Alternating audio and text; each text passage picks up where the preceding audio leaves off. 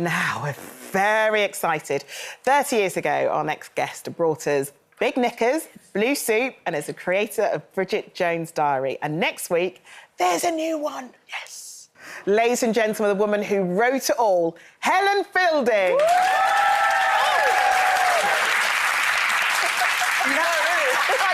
It's like bow down to the Queen, the Queen. I've got to say, I can't remember what I was in the cinema watching with the kids, but the trailer for that came on and I didn't realise that it was coming back and I got really excited, as did so many women that I know who are around my age. It's like, it's timeless. People just love, love, love this character. How excited are you to see it back on the big screen? Do you know what? It's really emotional for me. Oh. Because I started writing as a newspaper column. You know, I was a broke journalist and it was anonymous because I thought it was too silly, but I needed money and it would just be stopped after 6 weeks. And now to be back with Renee and Hugh and all the gang, it's just really, really lovely. And also the fact that people still care about that character. And I never really understood why to start with, but I think it's something to do with the emotional honesty and you know, being honest with your friends and community and warmth and kindness and laughing at things and that was when they go wrong. Yeah, and that was missing, I think, from the industry at that point of time when Bridget Jones came out. And you can tell from the very moment that it comes up on the screen that it's written by a woman. And I think we can, as a result, we see ourselves in the character in so many different ways. I think that was the thing, because if I'd known so many people were going to read it, I wouldn't have dared write all that. Really? Because it was so exposing, and I said, I don't want it to be about me because I'm very private. I said, I'll make someone up, and made this really exaggerated character, and now everyone thinks it's me. And you know, 12 alcohol units a day, you know.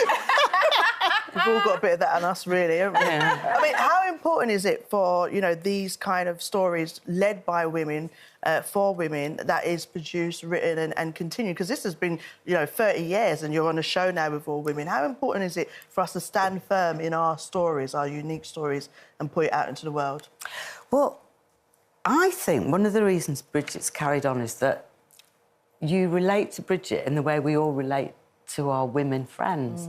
I think we're lucky as women because, I don't know about you guys, but I've got a posse. And we, you know, we meet for coffee every morning, we process everything, we cry, we sort of laugh. One morning I went with toothpaste on my glasses because I was falling apart. But it's just that sense of community.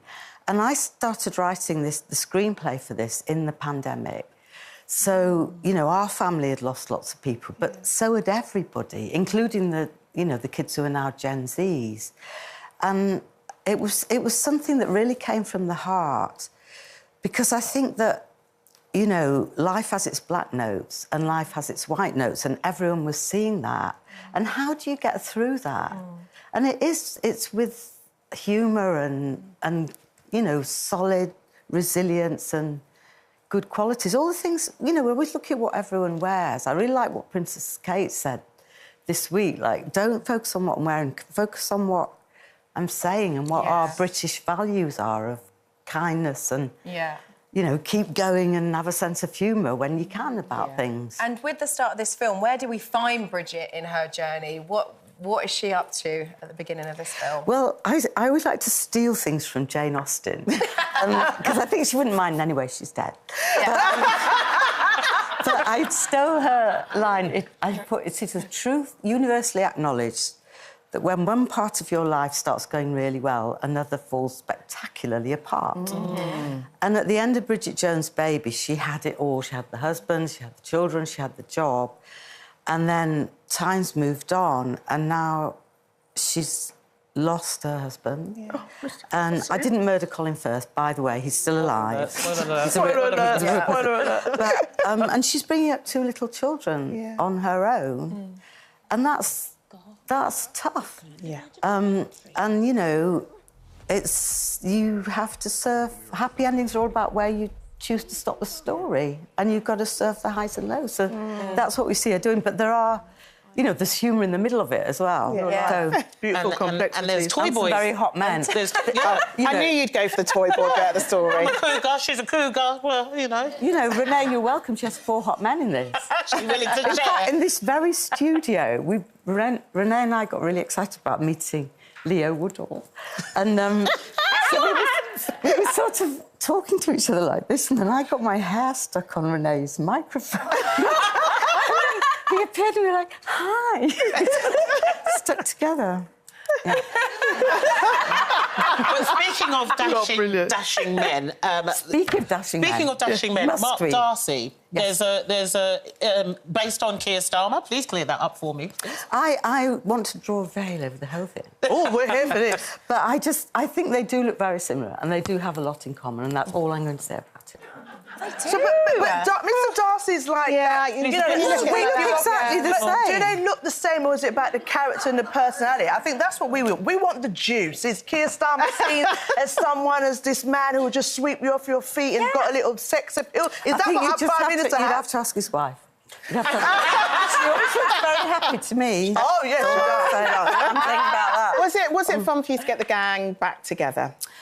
It was so lovely. I mean, you know, it's a long time now, and Hugh is so loyal and funny and lovely, and we always make these jokes like I write him a small part, and then I text him and say, if you'd like me to help you enlarge your part, I'm very willing to do that. And then he writes all the best Daniel lines, like the whole thing with the mummy pants in the first one, when he's seducing Bridget. And then she remembers she's wearing Spanx, and he goes, oh, don't worry, I'm wearing something rather similar myself. Oh, mummy. And did that come from you? That was Hugh. That's amazing. That's so funny. And Renee, I just love her. She's so like Bridget. Yeah. And I have to say that when you were all in this building filming, Judy and I spent a long time trying to track you down. Trying to sneak. Embarrassing, we didn't. But look, we cannot wait for the film. It's out the 13th of February. But Helen, it's been an absolute joy to have you in the studio. Thank you. Thank you.